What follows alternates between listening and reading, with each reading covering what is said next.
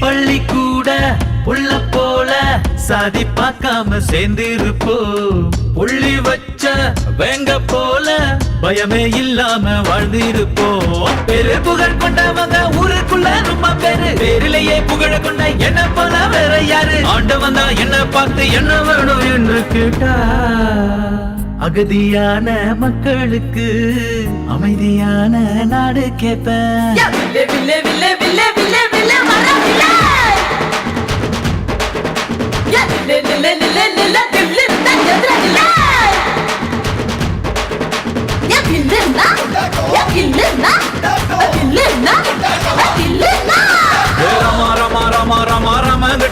கேட்ட பீமா பீமா பீமா பீமா பீமா கிட்ட கதைய கேட்ட